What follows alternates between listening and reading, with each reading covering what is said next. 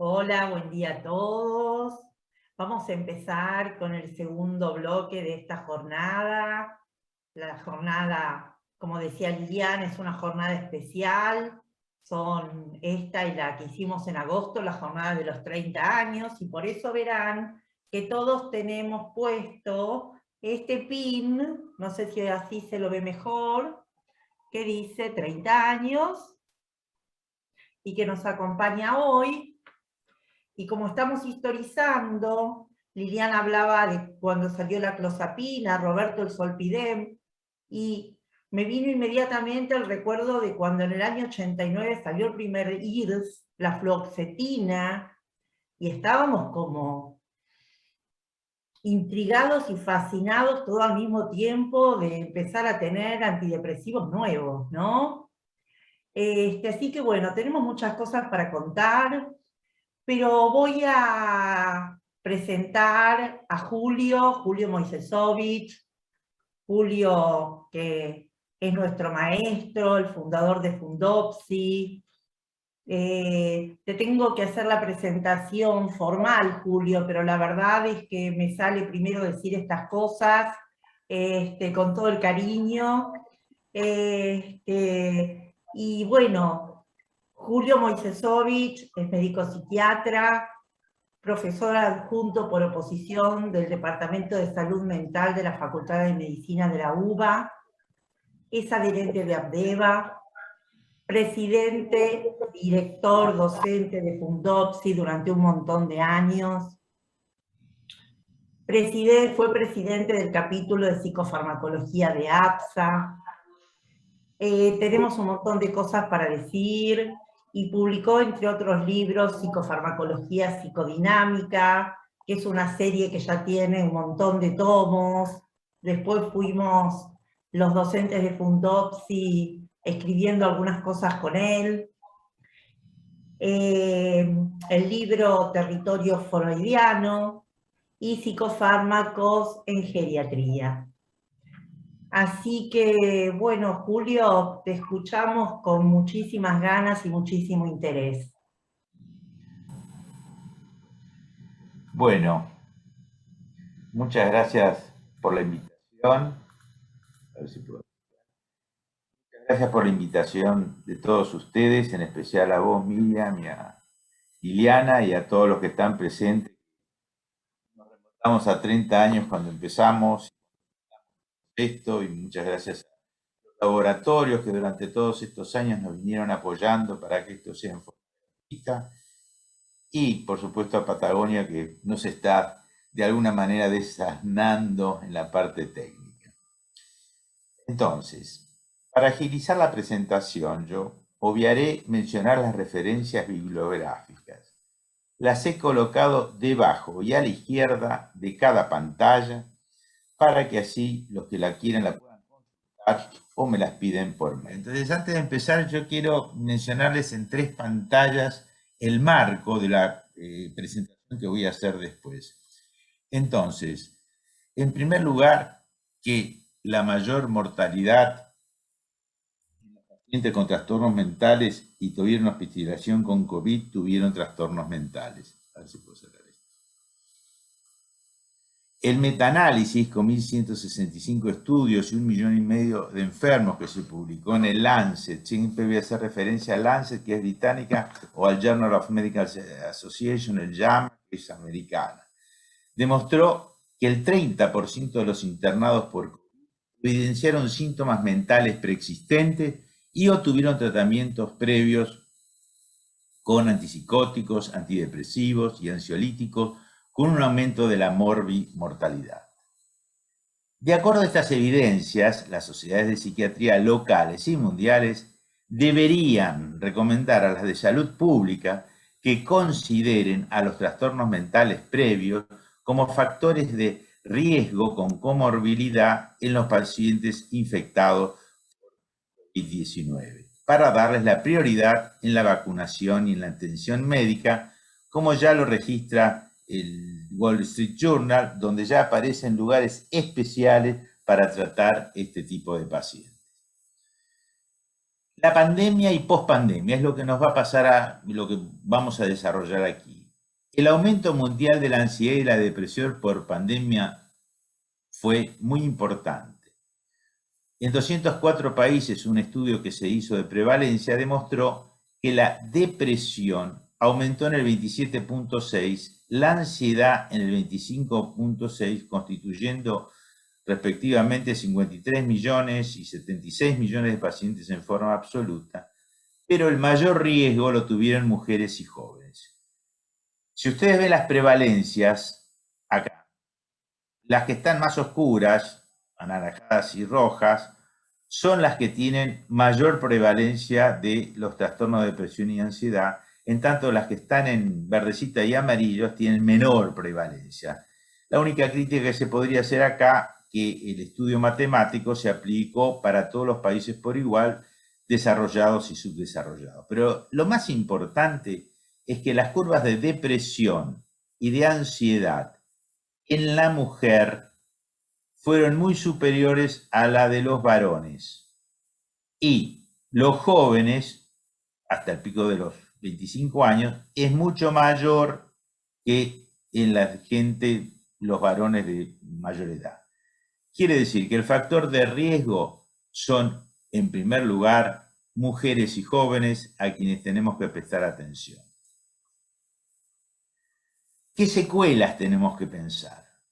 Las secuelas neurológicas y mentales a los 6 meses de infección por COVID, realizado en 250.000 pacientes, a los 6 meses, abarca solamente para los países más desarrollados como Estados Unidos, Europa y China, demuestra que hay secuelas neurológicas 6 meses después y secuelas mentales, que eso es lo que nos va a tocar próximamente.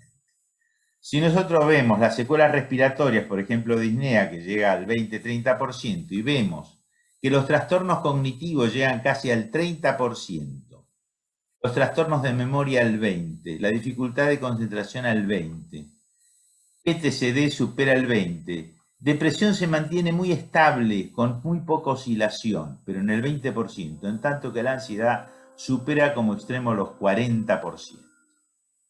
Es decir, que esto es lo que vamos a tener que empezar a pensar próximamente. Entonces, a estas alteraciones psiconeurobiológicas a las cuales yo me voy a referir, como consecuencia de las medidas antipandémicas adoptadas, son precisamente a las que haremos el corte y el target de la presentación. A mi criterio, las alteraciones más importantes que los responsables de la salud pública no han tenido en cuenta para el cuidado de nuestra salud mental de la población son las siguientes. Aumentó la indefensión aprendida, disminuyó la interacción social y disminuyó consecuentemente la importancia del apego emocional. Las medidas restrictivas impuestas para salvar vidas, como la aislación o la falta de interacción social, produjeron la aparición de síntomas psíquicos o el empeoramiento de los ya existentes, aún en las poblaciones no infectadas por COVID-19. Si bien las autoridades no han tenido en cuenta este tipo de medidas, podrían ocasionar alteraciones en la salud mental de la población, mucho más grave es que nosotros, como profesionales en salud mental, no lo hayamos comunicado en forma más vehemente y hayamos creído que la pandemia de COVID no provocaría alteraciones en el aparato mental o neurológico. Sin embargo, existen evidencias psiconeurobiológicas que demuestran que el aparato psíquico se altera cuando no se puede defender de situaciones físicas o psicológicas sentidas y que vamos a empezar a denominar como inescapables o inevitables, o tomando el término de Roberto, como de la incertidumbre. Esta indefensión sentida en el pasado actuará entonces como una zona gatillo cuando se perciba nuevamente estímulos de características similares. Si logramos comprender estos conceptos psiconeurobiológicos, entonces sí podremos hacer los tratamientos adecuados psicoterapéuticos, daremos la administración de los psicofármacos apropiados, estimularemos la prevención psicosocial y el apego familiar y trataremos de promover que las autoridades gubernamentales puedan llevar a cabo estos postulados de prevención a través de las redes políticas adecuadas para otorgar el bienestar mental. Entonces, las evidencias médicas sobre indefensión aprendida, interacción social y apego emocional, a esas tres nos vamos a referir. Yo las tomaré desde las premisas que han desarrollado los siguientes autores. Eric Kandel, cuando dice que es necesaria la activación genética, dice que es necesario tomar la activación genética del ADN a través de las proteínas Krebs e inositol. Así el ARN puede sintetizar proteínas para desarrollar nuevas terminales sinápticas que puedan almacenar la memoria de largo plazo. En tanto que Seligman establece que la indefensión aprendida es natural, se aprende el control y el dominio de la misma. La corteza prefrontal puede convertir el trauma considerado inescapable en escapable al controlar la reactividad de los núcleos amigdalinos y del RAF. Seguiremos con John Bowlby, que establece que la teoría del apego es una forma de conceptualizar la propensión de los seres humanos a formar vínculos afectivos fuertes con los demás y de extender a las diversas maneras de expresar emociones de angustia, depresión, enfado, cuando son abandonados o viven una separación o pérdida. No olvidemos que Bowlby fue director de la Tavistock Clinic en Londres. Cuando terminó la Segunda Guerra Mundial, y a diferencia de Melanie Klein y de Anna Freud, se focalizó su atención en las dificultades de apego que se transmitían de una generación a otra a través de su experiencia como médico de niños abandonados y carentes de cuidado maternal por la muerte de sus padres durante la guerra. Y finalmente tendremos en cuenta a Bill Julhan. ¿Qué nos dice Bill Julhan? Bill Julhan establece que la algofobia es el miedo al dolor de sufrir, que se torna intolerable con pérdida del deseo e incapacidad para dedicarse al otro. Y trae 3 ejemplos que tenemos que tener ya muy en cuenta de qué tipo de interacción social nos puede deparar el futuro. La sociedad del cansancio, como consecuencia del agotamiento debido al cumplimiento de los mandatos que exigen actividades con altos rendimientos. La sociedad paliativa, que se puede convertir en que tiene mandatos de supervivencia, sin enfrentamiento a lo que cause dolor. Es un sistema de satisfacciones inmediatas, ya sean sociedades liberales o populistas. Y finalmente, la sociedad biopolítica, que tiene una elevada comunicación en redes sin interacción social, con carencias de self. Y tener en cuenta la afirmación que dice que la cuarentena es un campo de internamiento donde impera la supervivencia con una actividad impuesta. Entonces, los estudios han demostrado que existe y se transmite una memoria de largo plazo por vía genética. Así, por ejemplo, la vacuna COVID se almacenan los receptores de membrana de los linfocitos B y T, constituyendo una memoria de largo plazo para sintetizar a través del ARN mensajero las proteínas necesarias para, cuando llegue el ataque virósico, se pueda defender. A esto llamamos plasticidad celular. En forma similar, las conductas humanas, ya sean positivas o negativas, que se han adquirido, se almacenan en los circuitos sinápticos neuronales integrados por las células piramidales de la corteza cerebral y comunicadas entre sí por neurotransmisores excitatorios, ya sean de tipo glutamato, noradrenalina, o inhibitorios del tipo GABA o serotonina, etc. Estas sinapsis químicas de comunicación no son estructuras fijas. A esta capacidad de cambio, que se llama plasticidad neuronal y que Roberto dijo resiliencia, que sí se mantiene en el tiempo, se denomina potenciación a largo plazo, o LPT.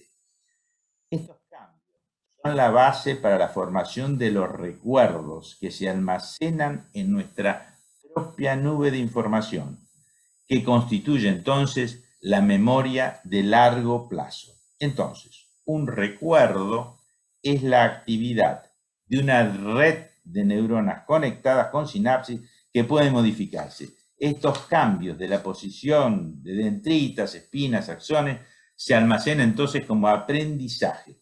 Entonces, memoria y aprendizaje, según el estímulo que se reciba en forma estándar, fabricarán a través del ARN las proteínas y las síntesis proteicas habituales. El ARN mensajero que está en condiciones de sintetizar estas habituales, ya memorizadas y conocidas, o producir nuevas síntesis proteicas para lograr un cambio conductual, ya sea de tipo motor o de tipo psicológico emocional.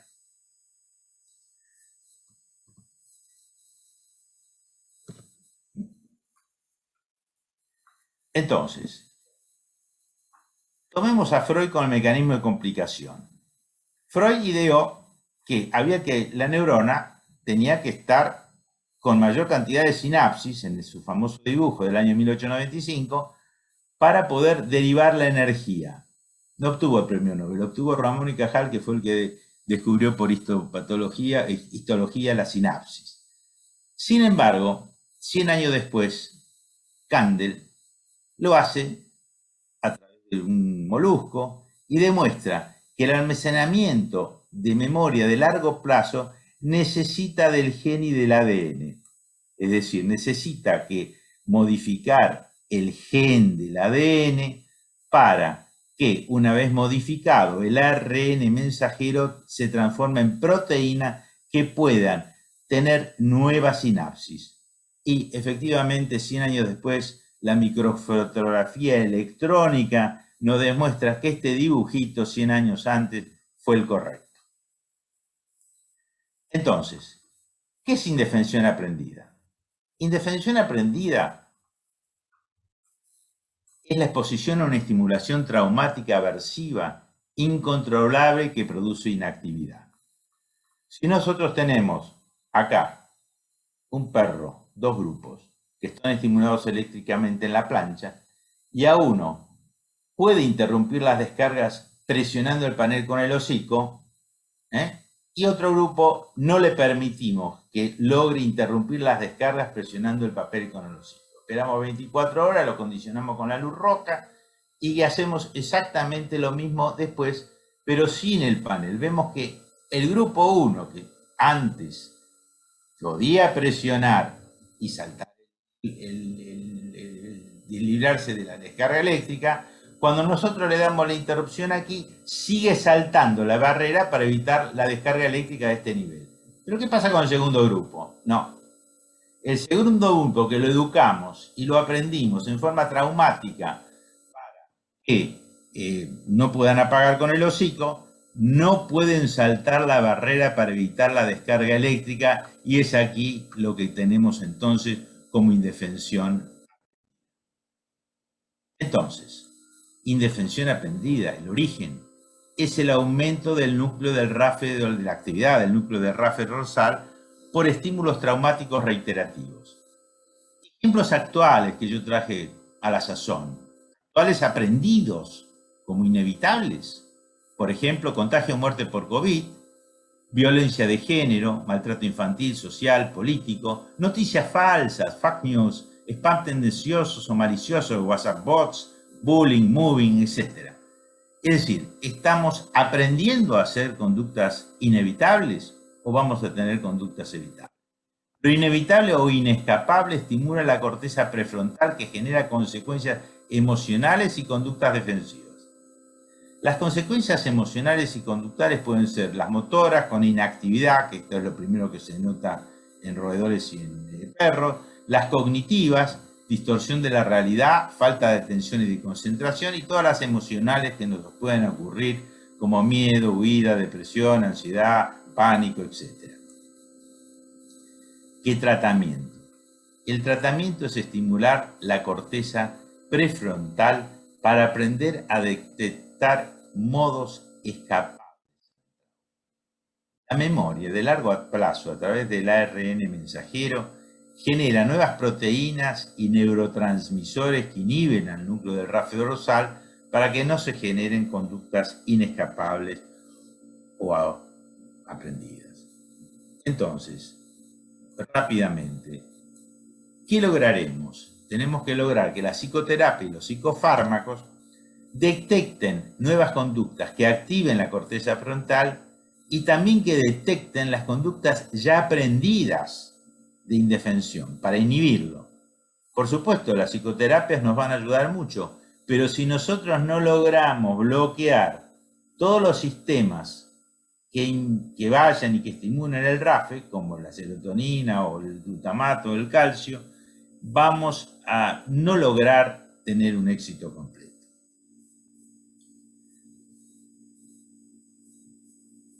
Esto ya está comprobado en roedores. Si hacemos lo mismo que hicimos con los perros, hacemos a las ratitas un shock con escape controlable y le miramos la conducta, y a la semana a la misma ratita le hacemos un shock sin escape, sin estrés, con estrés incontrolable, le hacemos las pruebas de comportamiento, le hacemos después la inmunohistopatología, y la región límbica muestra la activación de receptores genéticos, como ya lo dijo Kandel, según cambien la exposición de un estrés evitable a otro inevitable. ¿Qué pasa con el riesgo genético y la indefensión aprendida? Concentrémonos primero en 2.397 mujeres mellizas que se siguieron durante 10 años. Y que se publicó esto ya en el año 2000.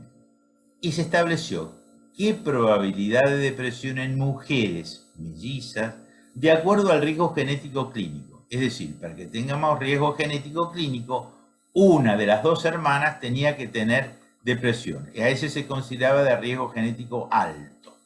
Pero a partir del primero, segundo, tercero, cuarto brote depresivo, las de alto riesgo genético empiezan a tener una mayor importancia el evento estresante. Quiere decir que el evento estresante se constituye en una indefensión, es decir, que tiene una zona gatillo que el evento estresante aparece, y esa zona gatillo evidentemente es la indefensión, que no puede de alguna manera rescatar como que no es importante lo que el evento estresante, por más secundario que sea, aparece, y eso hace que aparezca el brote depresivo.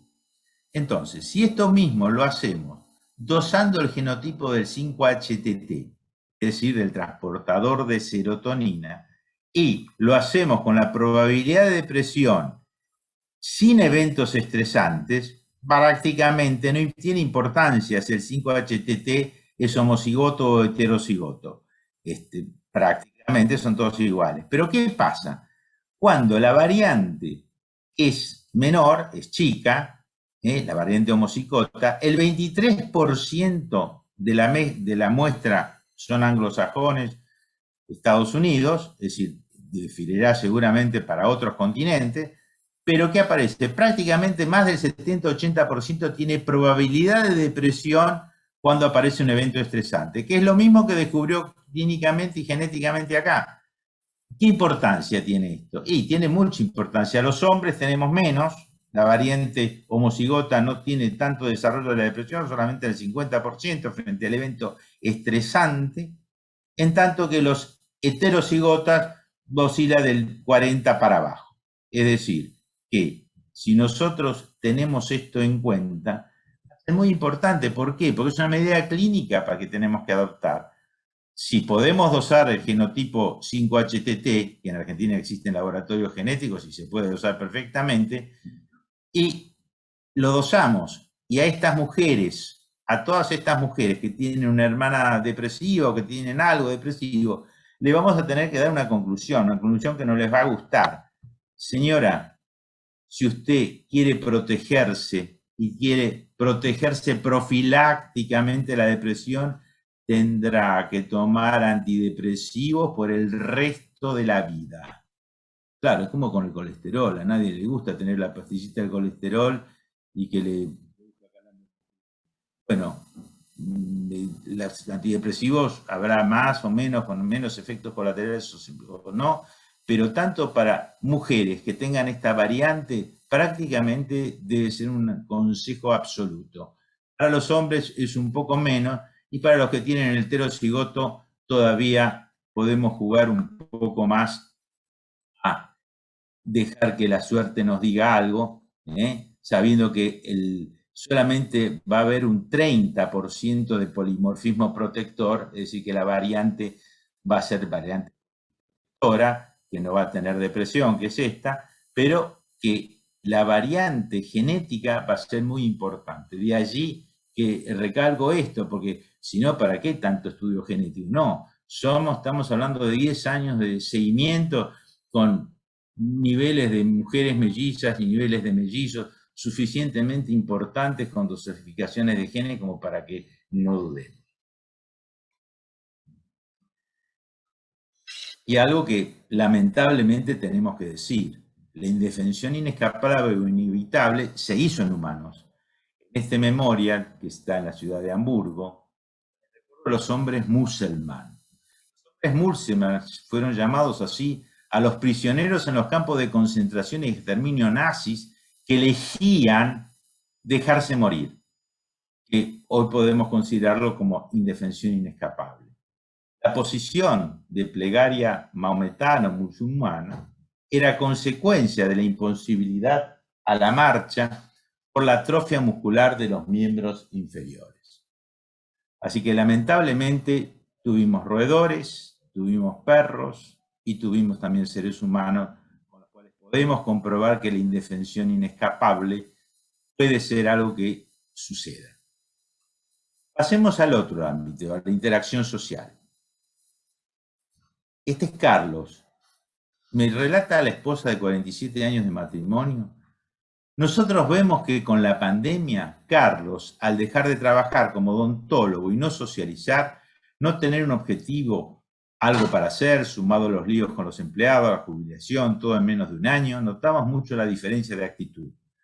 Y a repetición de pensamientos, ansiedad, aislamiento social, despertar temprano, lentitud para hacer actividades, falta de concentración, todo eso lo vemos muy asociado a una depresión. Ustedes pensarán que me copié del DSM-5 en depresión mayor. No, no me copié del DSM-5. Estas son palabras textuales de lo que es su relación. En el estudio de legislación social que se hizo en Inglaterra, si uno ve el estado civil de las personas jubiladas y pensionadas en el Reino Unido, viven solos 18%, mujeres solas 55% y solamente conviven el 27%. La mortalidad por cualquier causa fue mayor en personas en soledad y con un alto aislamiento social. 6.500 individuos mayores de 52, seguidos 7 años con un cuestionario que evaluó niveles de soledad, aislamiento social, contacto con familiares y con organizaciones cívicas, así lo prueban. Y qué casualidad, después de hacer este estudio en el 2018, Inglaterra es el primer país en el mundo que tiene una ministra para la soledad. Esta ministra para la soledad se creó prácticamente 2 años antes de la pandemia porque se vio que la evidencia ha demostrado que el aislamiento social percibido como soledad puede ser la amenaza más potente para la supervivencia y la longevidad. En Inglaterra, 9 millones viven solos y 3.6 millones se acompañan del ATV. Y si nosotros damos una vuelta de tuerca más y nos vamos a las redes sociales ahora, Y vemos, y se hace la estadística, diferentes palabras utilizadas en las redes sociales de acuerdo a lo percibido como traumático.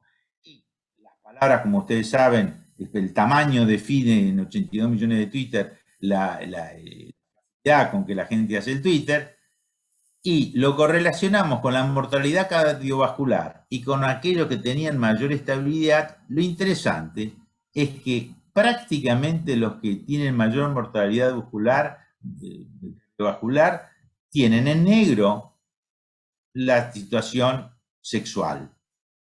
En rojo, las palabras realmente de aburrimiento, de odio, las palabras de coñado, es español por supuesto, de desazón.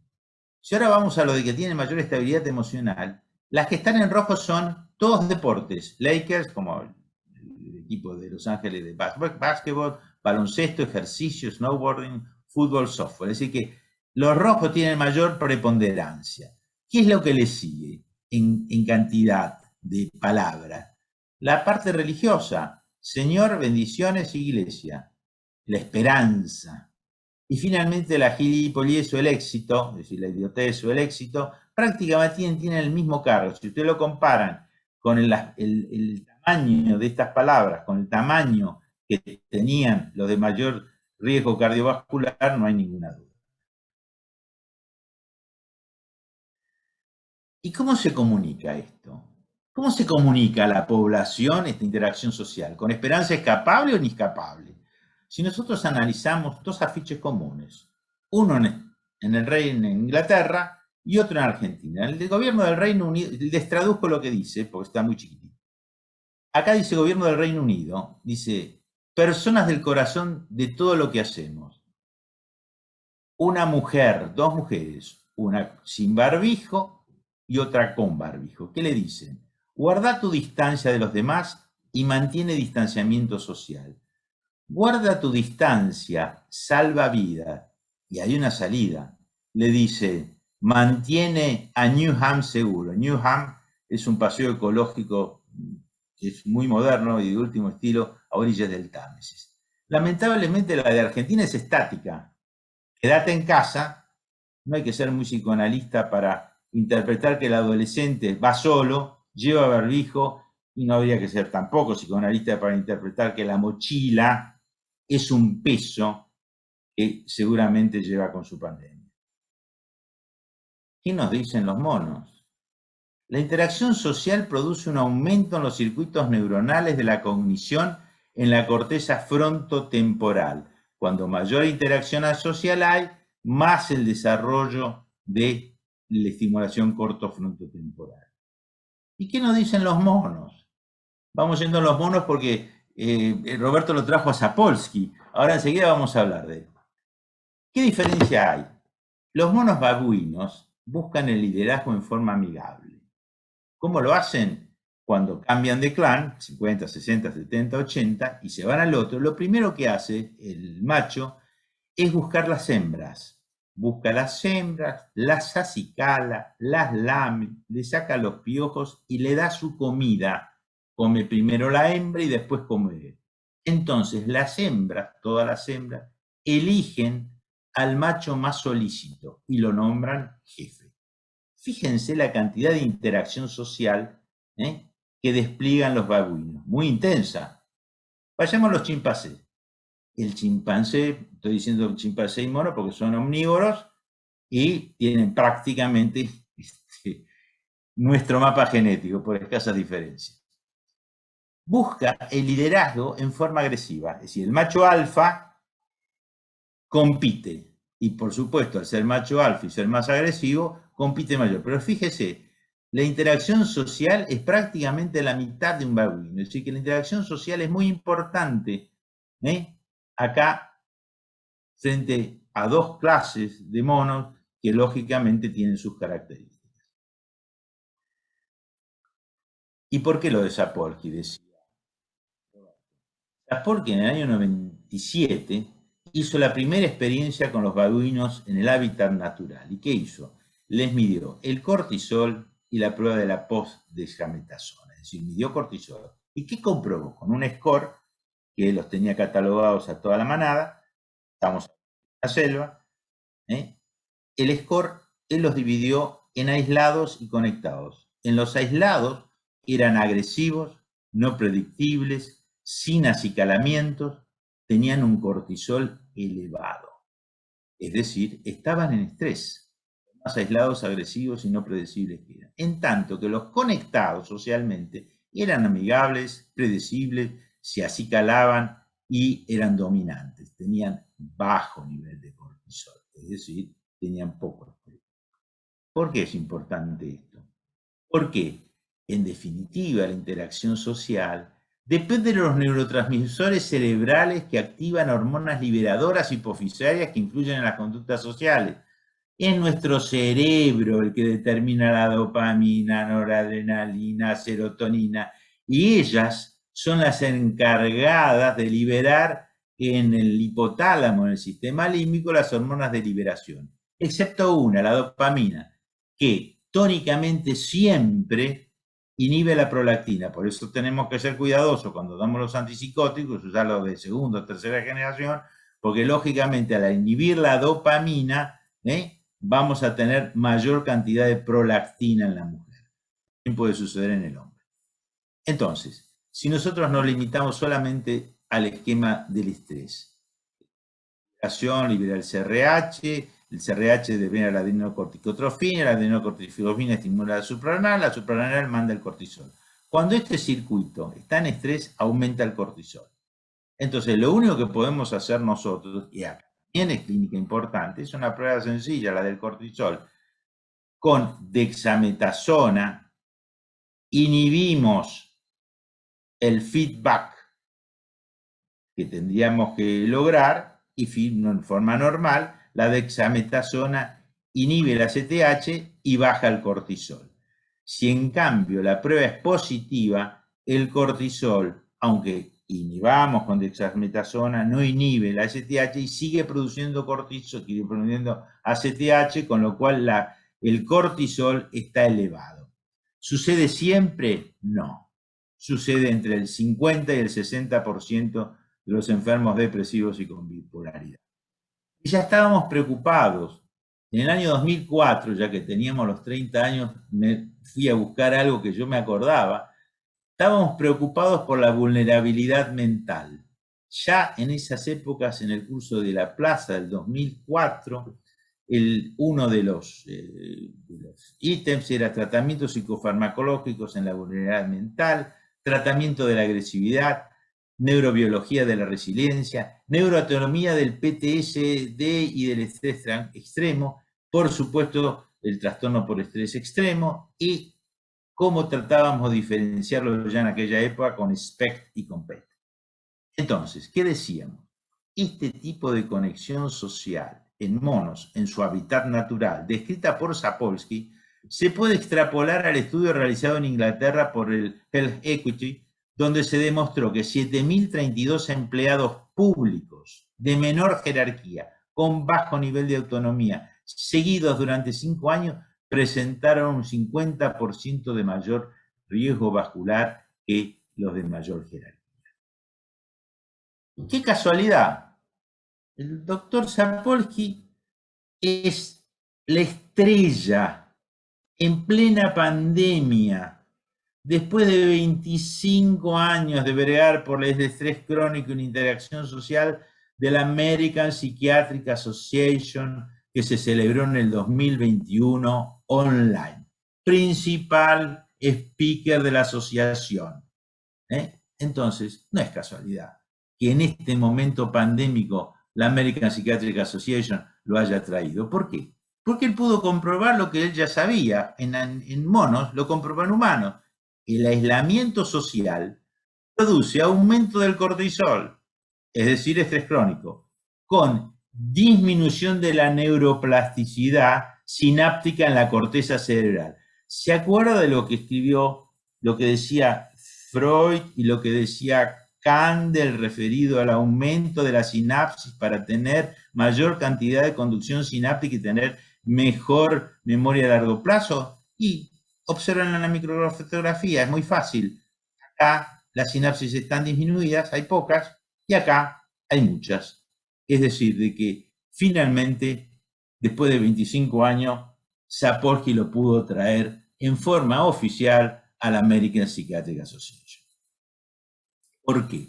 Porque hoy sí, ya sabemos que el alto aislamiento social subjetivo, se asocia a una reducción en el número de los genes expresados en leucocitos. Si a estos individuos nosotros le hacemos un cuestionario que evalúa la soledad objetiva de vivir solo y la subjetiva de sentirse solo a los de más de 55 años, lógicamente la sobreexpresión en soledad va a ser diferente entre estar aislado, de estar integrado, y eso ya lo dice. Y algo que me pasó a mí.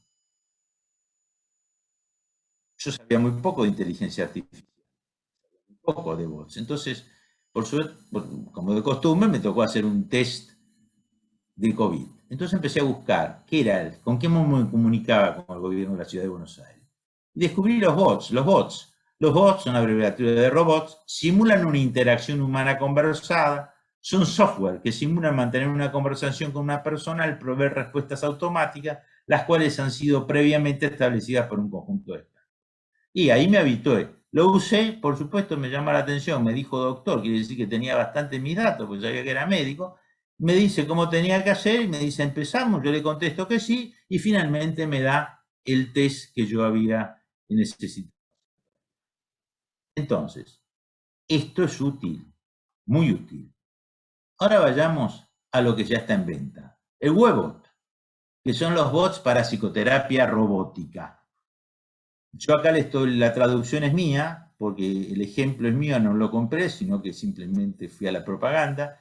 Y acá, por ejemplo, habla, en verde es la paciente, en blanco es el robot. Entonces, el robot se conecta y le dice, ella estaba enferma, le dice la paciente. El robot le contesta, Dios, eso es realmente duro, Jade. Mi mamá me llamó mientras yo estaba de viaje para visitarla en el hospital. No llegué a tiempo.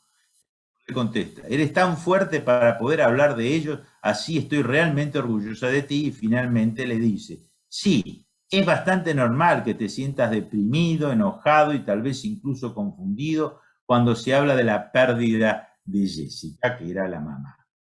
Es decir, tomo esto como una situación positiva de inteligencia artificial y tomo esto como una posición dudosa. ¿Por qué? Porque el creador de la inteligencia artificial, que fue Weizmann en el MIT, que fue el que inventó lo que hoy ya, en el 75 lo inventó él, que hoy son bots y todo lo demás, dijo en su libro a la inteligencia artificial, no se le debe dejar tomar decisiones importantes porque los ordenadores nunca tendrán cualidades humanas como la compasión y la sabiduría, a no haber crecido en el entorno emocional de una familia humana. Entonces, 25 años después, 30 años después, el peligro que se establece es que, ¿qué peligros tienen los bots? En redes sociales, bien, son buenos porque pueden intercomunicarnos fácil, pero ¿qué peligros hay? Podemos ser integrados spam bots con publicidades tendenciosas, maliciosas, suplantes de identidad como el phishing y muchos otros. Así que cuidado con eso. Y en psicoterapias robóticas, eso lo agrego yo, el peligro es en que el diálogo psicoterapéutico está carente de la transferencia y contratransferencia que sigo diciendo que es fundamental para la interrelación. Vayamos ahora al último, al apego emocional. El apego emocional vamos a tomarlo desde la epigenética. ¿La epigenética de qué dice? Dice, las diferencias en la atención materna durante la primera semana de vida puede ser transmitida de una generación a la siguiente. Y se pasa a la genética porque la expresión de genes que regulan los corticoides queda codificada para ser transmitida. Es decir, que esta es la primera experiencia donde de algo que era epigenético, simplemente la mamá, acá en este caso es intencional, la desatendió a la cría, y aislamos las crías, y después reprodujimos las crías, vemos que se reproduce la misma categoría de falta de aciquilamiento. Roedoras recién nacidas aisladas, sin maternaje perinatal, sin acicalamientos y sin lamido, cuando son adultas tienen las crías y no las acicalan. Y es muy fácil. Acá vemos el preparado histopatológico. Faltan receptores hipotalámicos a glucocorticoides y se genera eso en la madre, porque no tuvo crianza adecuada, esto queda instalado ya para ser transmitido genéticamente. Todos saben que la epigenética es porque el gen, el ADN, tiene capacidad de metilo para ya determinar cosas, abrirse o cerrarse de acuerdo a la información que tiene, y eso después se lo transmite al gen, al verdadero ADN, que queda codificado para que después el ARN sea el mensajero y retransmita. Entonces, también interesante lo que pasa con la amígdala. La amígdala, sabemos, pertenece al sistema límbico, pero ¿qué hace la amígdala? La amígdala determina la proximidad personal, programa la distancia del acercamiento para afrontar, es decir, que se ubica para permanecer o huir, y determina sentimientos de incomodidad frente a la intrusión de otro. Interesante, porque con una amígdala normal, nuestra distancia de agradabilidad frente al otro son 64 centímetros.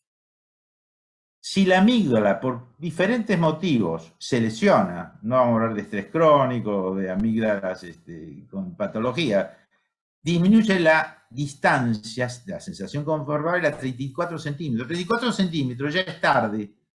No podemos tomar una conducta adecuada para retirarnos, para atacar o para huir. Ya es tarde, ya somos víctimas del otro. Por eso la amígdala es tan importante, porque no es simplemente un GPS, determina nuestro confort subjetivo, y ese confort subjetivo está delimitado aproximadamente en 64 centímetros. ¿Qué otras cosas hace el apego? La estimulación táctil mostró activación de la corteza frontoinsular. Las caricias se sienten en la corteza cerebral a través de las inervaciones táctiles de la piel pilosa humana por fibras aferentes, ya sean amielínicas, de conducción muy lenta, que responden a las caricias, que es en realidad el acicalamiento de los mamíferos, y las mielinizadas, que todos sabemos que es el dolor, que se conducen en forma rápida. Pero lo importante es que las amielínicas tienen la capacidad de despertar en la resonancia de la estimulación frontoinsular. Vayamos un poco más adentro. Mayor actividad de la corteza prefrontal con apego amoroso. 17 sujetas, en pareja que se autodescribieron como enamorados, con un cuestionario validado previamente, se les efectuó una resonancia magnética funcional con fotos de sus parejas que autoseleccionaron previamente. Cuando se las metió en el resonador y se le mide la funcionalidad, ustedes saben que lo que se mide es desoxihemoglobina frente a hemoglobina para saber la cantidad de oxígeno que se consume. Mayor cantidad de oxígeno, mayor actividad capilar, mayor desarrollo del cerebro. Cantidad, digamos, entre comillas, es pensamiento. Entonces, con las fotos de la pareja amada, había una alta demanda de consumo de oxígeno. Cuando se mostraban las fotos de amiga, había un bajo consumo de oxígeno. Quiere decir que el apego amoroso está demostrado porque se puede demostrar a través de la resonancia. Vayamos un poco más. Ya estamos en el 2019. El contacto físico se relaciona con la intensidad del vínculo emocional. 1.368 personas de 5 países europeos revelaron a través de un autoinforme topográfico por internet las partes de su cuerpo que permitirían tocar a familiares, amigos y extraños. Entonces, se hizo la correlación. Índice del contacto físico sería acá, índice del vínculo informacional sería acá. Yo tomé solamente 2 países porque me llamó la atención. Para Inglaterra, un contacto de intensidad de vínculo emocional de 2 significa 0 contacto físico. Es decir, que tengo un vínculo emocional catalogado en la serie como 2, pero no permito tocar. Si ahora vamos a los finlandeses, vemos que con el mismo vínculo 2, de la misma intensidad que los ingleses, permiten tocar. Es decir, que es al revés. Da prácticamente 0,70 la curva, que si sería 1 sería absoluta, en tanto que los ingleses no. Es decir, quiere decir que los finlandeses, que teníamos el concepto que eran fríos, no son tan fríos. Frente al mismo vínculo emocional, tienen capacidad de touch mayor que los ingleses. La oxitocina. La oxitocina modula comportamientos sentimentales, sexuales y de conducta parental. La estimulación del apego de la madre al recién nacido, de los vínculos de pareja y de la cognición social aumentan los niveles de oxitocina y vasopresina. En hombres, por supuesto en mujeres. Es decir, que no olvidemos entonces que la oxitocina y la vasopresina se generan en el sistema límbico y se transmiten directamente a la neurohipófisis para pasar a la distribución periférica. Es decir, que acá directamente el hipotálamo está conectado con toda nuestra reacción social.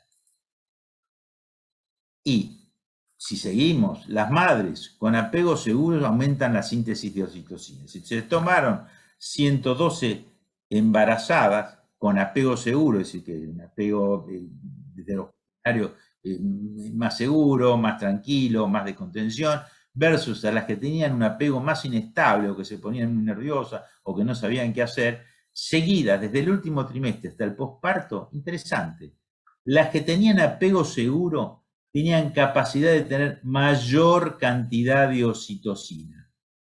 Es decir, que la oxitocina, cuando veían al hijo y eran apego seguro, aumentaba rápidamente, frente al bebé desconocido que no aumentaba. Es decir, podían tener reconocimiento facial y reconocimiento de acercamiento. Bueno, tratamientos. ¿Qué tratamientos podemos hacer para estas tres instancias? Lo primero que tenemos que tener en cuenta es que hay un mayor riesgo. En 70.000, hecho en Inglaterra, el mayor riesgo de depresión y ansiedad fue para mujeres, para jóvenes, menor niveles educativos, los que tenían menores ingresos económicos, los que tenían trastornos de salud preexistentes y los que vivían solos, solas o con niños. Esta muestra de 70.000 personas nos está indicando cuál es la prioridad del tratamiento. ¿Y qué tratamiento? Por supuesto, las psicoterapias. Pero las psicoterapias, ¿dónde tienen que apuntar? Las psicoterapias tienen que apuntar a lo que recién veíamos. En la resonancia magnética funcional, lo que vimos es que hay un sistema rápido, intuitivo y emocional, que es una ley del mínimo esfuerzo, reaccionamos rápidamente emocionalmente. Esto demanda poco oxígeno al cerebro, el cerebro es ahorrativo, con una tendencia a evitar a tomar decisiones de forma exigente y subjetivamente comprometidas. Frente a un sistema lento, deliberativo, lógico, con una ley de máximo esfuerzo, donde existe una alta demanda en consumo de oxígeno para atender, elegir y concentrarse. No digo que un sistema tiene que anular al otro. Sí, es que tenemos que lograr que con la psicoterapia, la ley del máximo esfuerzo, para poder controlar el sistema intuitivo y la zona gatillo que tenemos. ¿Y cómo lo hacemos? Con las psicoterapias y con los psicofármacos. Los psicofármacos, ¿a dónde van a apuntar? Van a apuntar fundamentalmente a tres unidades límbicas. Accumbens, que responde a la dopamina y que es el sistema por el cual nos recompensamos con drogas adictivas, dinero, comida, caras felices. Al hipocampo, que responde con el estrés y con la oxitocina. Y a la amígdala, que es el target fundamental para distinguir estímulos positivos de negativos. Entonces, nuestra única posibilidad es tratar de activar, inhibir o hacer lo que corresponde con los neurotransmisores que son liberados por las estructuras del sistema límbico y llegan a la corteza prefrontal, con la que es la que le mostré recién, que puede ser de forma más demandante como la que piensa, o menos demandante como la intuitiva. Y ahí sí, no vamos a entrar en detalles con las benzodiazepinas que hablaba, los antidepresivos, los antipsicóticos, los estabilizantes del ánimo que se han convertido en algo muy importante, como es el litio, los anticonvulsivantes y los antipsicóticos de tercera generación. Los antiglutamatérgicos como la lamotrigina, la topiramato, la memantina, los antipsicóticos de segunda generación, los antagonistas del calcio como la pregabalina, los potenciadores cuando hay mucha depresión como el modafinil o el armodafinil o el pramipexol, etc. Es decir, les doy los títulos de qué psicofármacos es simplemente qué grupo hay que aplicar en cada momento. Todos ellos tienen algo que es nuevo, que es, tienen capacidad de aumentar la neurogénesis en el hipocampo, era que de nuestras memorias que se va a resentir, y tienen la capacidad de aumentar el factor de crecimiento neuronal, que es lo necesario para estimular la sinapsis. ¿Por qué? Porque los SIRS redujeron la intubación o la muerte en un 70% en los pacientes con COVID. ¿Por qué? Porque la tormenta de citoquinas es una reacción antígeno-anticuerpo que se produce en alta concentración de citoquinas en la microglia, en los astrocitos, en las neuronas y en el endotelio vascular. El COVID puede romper esta barrera hematoencefálica, ingresa al sistema nervioso por el receptor de la enzima convertidora de angiotensina, ya sea por vía axonal o ya sea por vía hematógena a través de los monocitos y macrófagos que rompen la barrera hematoencefálica. En este paciente con resonancia magnética con COVID aparece hemorragia en los lóbulos temporales y tálamo, que posteriormente sabemos que esto va a traer alteraciones népsicas a largo plazo o las llamadas nieblas mentales, no sé, con niebla mental que está totalmente normal, de repente se olvida de lo que estaba haciendo y es como si se pusiese en paréntesis. Hubo otro que también tuve que, un hombre de un ejecutivo muy importante que tuvo que renunciar a ser ejecutivo porque se quedaba tildado. Y eso después de haber estado salido del COVID, después de haber estado intubado y pudo salir del COVID, pero le quedó esto como secuela y año y es muy difícil, inclusive con conclusiones. Entonces, primero, disminuir la indefensión aprendida. Dado que la indefensión es una conducta natural, se puede aprender a controlar los eventos negativos. Este circuito neuronal de la esperanza, que es lo que tenemos que brindar siempre, es una defensa contra la impotencia. La pasividad y la ansiedad intensificada son reacciones predeterminadas de los mamíferos a los eventos negativos prolongados, como es el estrés crónico. Y este circuito integrado por neuronas prefrontales puede memorizar a largo plazo los eventos positivos por medio de síntesis proteicas nuevas para inactivar las conductas de indefensión. 2. Aumentar el acercamiento social. El aislamiento social, sobre todo en la edad madura, está asociado a un aumento de la mortalidad. Y 3. Fomentar el apego emocional. Tocar, acariciar, abrazar, generan sensaciones de satisfacción que se evidencian por un aumento en los niveles de hormonas en las neurohipófisis y en las imágenes de la resonancia magnética funcional de la corteza por un alto consumo de oxígeno. Es decir, que los tratamientos de las alteraciones psiconeurobiológicas como consecuencia de las medidas antipandémicas adoptadas por COVID, tenemos que tratar del punto de vista pandémico y de sus secuelas. Disminuir la indefensión aprendida, aumentar la interacción social, fomentar el apego social, distribuir las psicoterapias en forma adecuada, dar los psicofármacos en forma adecuada, aumentar el nivel de sociabilidad y tratar por todos los medios que las redes no sean fake news, sino redes políticas de esperanza. Muy bien. Bueno, Julio, muchísimas gracias por tu exposición, una exposición excelente que toca